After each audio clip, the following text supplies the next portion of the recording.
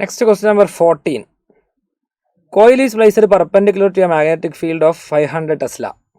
5000 Tesla. When the field is changed to 3000 Tesla, അപ്പോൾ magnetic field ആണ് change.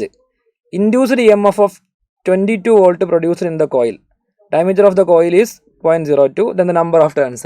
EMI എന്നാണ് ചാപ്റ്ററിൽ ഈ കാര്യങ്ങൾ നമ്മൾ വിശദമായി പഠിക്കുന്നുണ്ട്. അവിടെ നമ്മൾ പഠിക്കുന്ന ഒരു ഇക്വേഷൻ ആണ് ഇൻഡ്യൂസ്ഡ് EMFൻ്റെ ഇക്വേഷൻ. ലെൻസ് ലോയും ഫാരഡേസ് ലോ ഒക്കെ പ്രകാരം N × d∅/dt. N ആണ് ചോദിച്ചിരിക്കുന്നത്. അപ്പോൾ d∅/dtയും EMFും കാൽക്കുലേറ്റ് ചെയ്താൽ N കിട്ടും. d∅/dt എന്ന് പറഞ്ഞാൽ നമുക്ക് ആവറേജ് ഫോമിൽ എഴുതുമ്പോൾ N × Δ∅/t എന്നും പറയാം.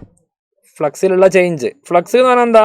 BA. അപ്പോൾ അതിലെ ചേഞ്ച് പറയുമ്പോൾ ഒന്നുകിൽ ബിയിൽ ചേഞ്ച് അല്ലെങ്കിൽ ഏരിയയിൽ ചേഞ്ച്. ഇവിടെ ആർക്കാ ചേഞ്ച്?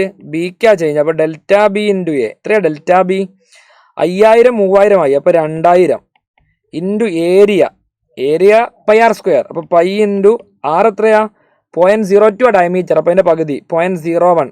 0.01ൻ്റെ സ്ക്വയർ എത്രയാ? 0.01ൻ്റെ സ്ക്വയർ 0.01 സ്ക്വയർ അല്ലേ? അപ്പോൾ എന്താ വരിക? 0.01 × 0.01 × 0.01. അപ്പോൾ 6 സ്ഥാനം വരും. അപ്പോൾ ഇൻറ്റു 10⁻⁻6 ആണ് അതിൻ്റെ സ്ക്വയർ വരിക. സ്ക്വയർ ആണല്ലോ അല്ലേ, ക്യൂബ് അല്ലല്ലോ. -4 വരുമ്പോൾ ആ -4ഉം ഈ 3 0 പോയാൽ ഈ 2.2 ആയി മാറും ലാസ്റ്റ്. ഇപ്പോൾ Δ∅ 0.2π എന്ന് കിട്ടും. നമ്മളോട് ചോദിച്ചത് EMF വന്നിട്ടുണ്ട് 22. N ആണ് ചോദിച്ചത്. Δ∅ എത്രയാണ് തന്നെ കണ്ടുപിടിച്ചത്? 0.2π/t 2. അപ്പോൾ 0.2 എന്ന് പറഞ്ഞാൽ 2/10 ആണല്ലേ. ആ 2 ഇങ്ങോട്ട് വരെ 44 ആവും.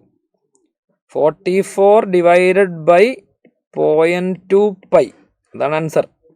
N = 44 / 0.2π. 0.2 എന്ന് പറഞ്ഞാൽ 2/10. അപ്പോൾ 44/2/10 ഇൻറ്റു 3.14. ഓപ്ഷനിലേക്ക് നോക്കിയാൽ എന്തെങ്കിലും ഒരു ഐഡിയ കിട്ടേണ്ടതാണ്. 44 കട്ട് ചെയ്താൽ 2ഉം 44ഉം കട്ട് ചെയ്താൽ 22. അപ്പോൾ 220 / 3.14. ആൻസർ ചെയ്ത് നോക്കേണ്ട കാര്യമില്ല, നോക്കിയാൽ മനസ്സിലാവും. 70 റേഞ്ചിലാണ് വരിക.